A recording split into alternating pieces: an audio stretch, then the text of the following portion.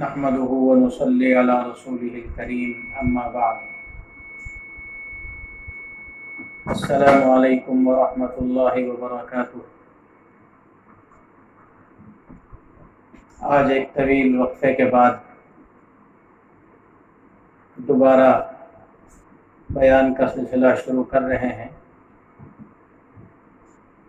آج کی اس تقریر کا اور اس بیان کا موضوع ہے سورج گرہن۔ چونکہ آئندہ کل سورج گرہن کی اطلاعات مل رہی ہیں تو مناسب معلوم ہوتا ہے کہ اس عنوان سے کچھ باتیں آپ حضرات کے سامنے آ جائیں۔ سورج گرہن کا جہاں تک تعلق ہے تو اہل سائنس کی رائے اور ان کا نظریہ یہ ہے کہ جب چاند زمین اور سورج کے درمیان آ جاتا ہے تو پھر سورج کو گرہن لگ جاتا ہے۔ جتنا حصہ چاند کا سورج کے سامنے آتا ہے اتنا ہی حصہ سورج چھپ جاتا ہے۔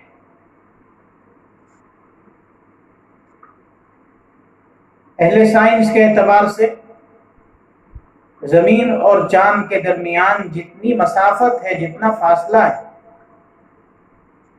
اس سے 400 گنا زائد فاصلہ زمین اور سورج کے درمیان ہے۔ اسی اعتبار سے جتنا دائرہ اور رقبہ چاند کا ہے اس سے 400 گنا زائد دائرہ اور رقبہ سورج کا ہوتا ہے۔ سورج گرہن کے وقت میں چاند زمین اور سورج کے درمیان آ جاتا ہے۔ اب اگر وہ چاند زمین کے ساتھ فاصلے کے اعتبار سے کم رہ جاتا ہے، اس کا فاصلہ زمین سے کم ہو جاتا ہے، تو پھر وہ سورج کے تقریباً پورے حصے کا احاطہ کر لیتا ہے۔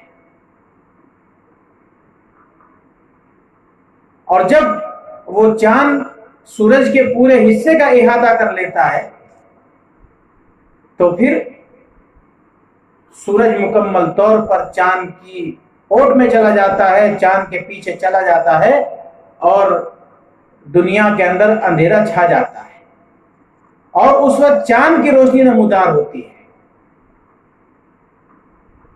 اور اس وقت میں ستارے بھی جھلملانے لگتے ہیں، ستارے بھی نظر آنے لگتے ہیں۔ لیکن یہ مکمل جو سورج گرہن ہوتا ہے، جس میں چاند مکمل طور پر سورج کے سامنے آ جاتا ہے، اس کا فاصلہ، اس کا وقفہ جو ہے بہت زیادہ نہیں ہوتا ہے، یہ زیادہ سے زیادہ 7 منٹ اور 40 سیکنڈ تک ہوتا ہے۔ اس کے بعد اس کے اندر کمی ہونی شروع ہو جاتی ہے۔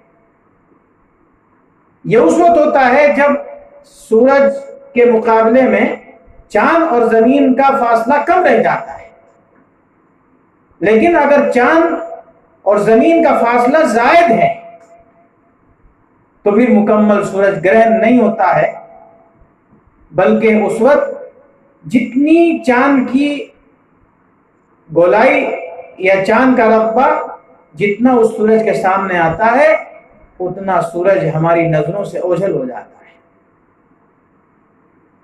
کبھی وہ نصف اوجھل ہو جاتا ہے، کبھی چوتھائی اوجھل ہو جاتا ہے، کبھی تہائی اوجھل ہو جاتا ہے، کبھی معمولی سا اوجھل ہوتا ہے۔ جس درجہ چاند اس سورج اور زمین کے درمیان حائل ہوگا اسی اعتبار سے سورج گرہن ہو جائے گا۔ یہ تو اہل سائنس کا نظریہ ہے۔ دوسری طرف اسلام کا نظریہ بھی ہے۔ اسلامی نقطہ نظر سے سورج ہو یا چاند ہو، یہ اللہ رب العزت کی قدرت کی نشانیاں ہیں۔ اللہ رب العزت نے ہی سورج کے اندر روشنی پیدا کی ہے، اور ایسی روشنی پیدا کی کہ جب سورج نمودار ہوتا ہے تو پوری کائنات کو روشن کر دیتا ہے، منور کر دیتا ہے۔ ایسے ہی چاند کے اندر بھی اللہ رب العزت نے یہ صفت پیدا کی کہ جب وہ رات کو چمکتا ہے تو اس کی چاندنی بڑی پیاری لگتی ہے، بڑی ٹھنڈی لگتی ہے۔ جس ذات نے اس چاند اور سورج کے اندر یہ روشنی اور چاندنی پیدا کی ہے، وہ ذات اس سورج کی اس روشنی کو سلب کرنے کی صلاحیت رکھتی ہے، اس چاند کی چاندنی کو سلب کرنے کی صلاحیت رکھتی ہے۔ اللہ تعالیٰ اپنی قدرت کا مظاہرہ کرتے ہیں کہ دیکھو ہم اس سورج کے اندر اگر روشنی دے رہے ہیں تو ہم اس پر قدرت رکھتے ہیں کہ اس سورج کی روشنی کو واپس بھی لے لیں۔ چاند کے اندر اگر ہم نے چاندنی رکھی ہے تو ہمارے اندر یہ طاقت ہے کہ ہم اس چاندنی کو سلب بھی کر سکتے ہیں۔ تو جو ذات اتنی بڑی مخلوق کے اندر رد و بدل کر سکتی ہو، تغیر و تبدل کر سکتی ہو، جب چاہے اس کے اندر روشنی پیدا فرما دے اور جب چاہے اس کی روشنی کو چھین لے، وہ ذات کتنی عظیم الشان ہوگی، کتنی عظمت والی ذات ہوگی۔ اللہ تعالیٰ اس سے اپنی قدرت کو دکھاتے ہیں۔ حضور اکرم صلی اللہ علیہ وسلم کے زمانے میں ایک مرتبہ سورج گرہن ہو گیا، اور یہ وہ وقت ہے کہ جب حضور اکرم صلی اللہ علیہ وسلم کے صاحبزادے حضرت ابراہیم رضی اللہ تعالیٰ عنہ کی وفات ہوئی۔ اس وقت اتفاق سے سورج گرہن ہو گیا۔ اس زمانے میں لوگوں کا نظریہ یہ تھا کہ اگر کوئی انسان، بڑا انسان وفات پاتا ہے یا پیدا ہوتا ہے تو اس وقت میں سورج گرہن ہوتا ہے، لیکن رسول اکرم صلی اللہ علیہ وسلم نے اس موقع پر چونکہ لوگوں کے اندر یہی بات آ گئی تھی کہ حضرت ابراہیم کی وفات ہوئی ہے اس لیے سورج گرہن ہو گیا، تو حضور اکرم صلی اللہ علیہ وسلم نے اس کی تردید فرمائی۔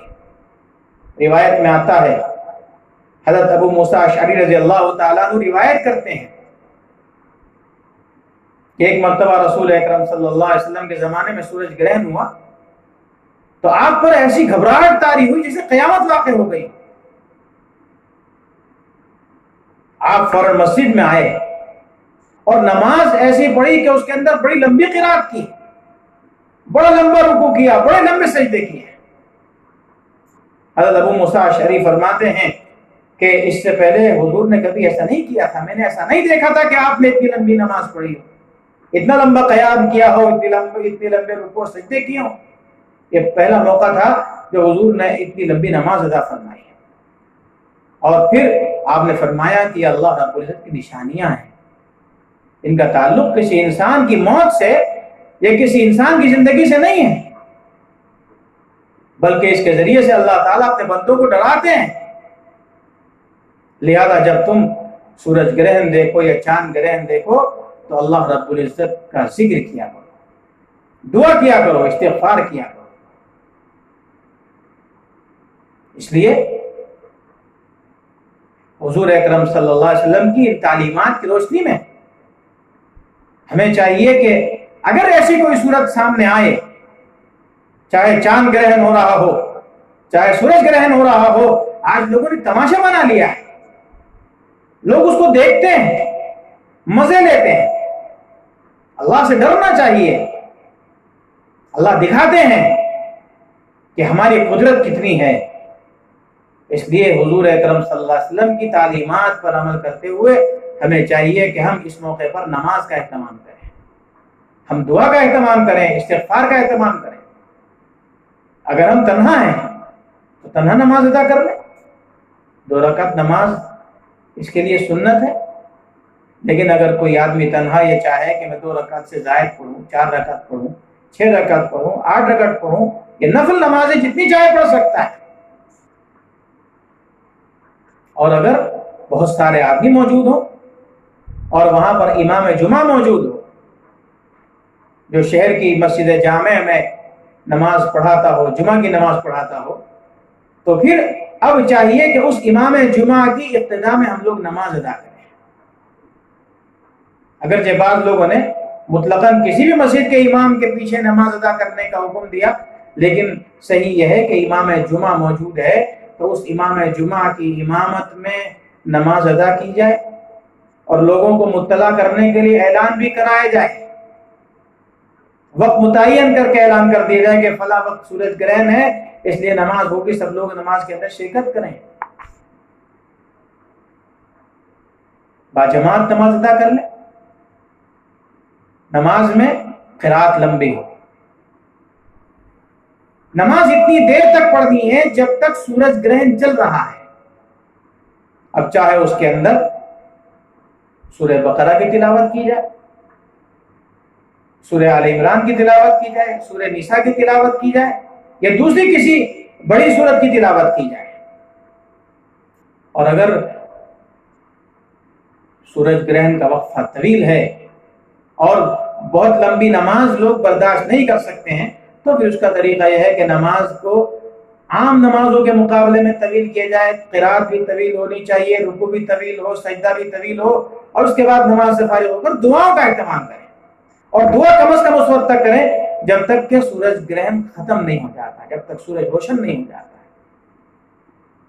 اس لیے ہمیں چاہیے کہ ہم اس موقع پر اللہ کے رسول صلی اللہ علیہ وسلم کی ہدایت کے مطابق نمازوں کا اہتمام کریں، دعا کا اہتمام کریں، استغفار کا اہتمام کریں۔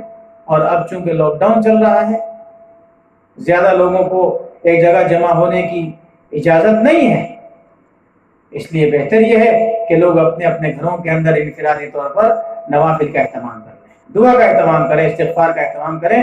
اللہ رب العزت ہمیں اپنی رحمت اور اپنی مغفرت کی چادر میں ڈھانپ لیں اور ہمیں اپنے عذاب سے محفوظ رکھیں۔ وآخر دعوانا الحمد للہ رب العالمین۔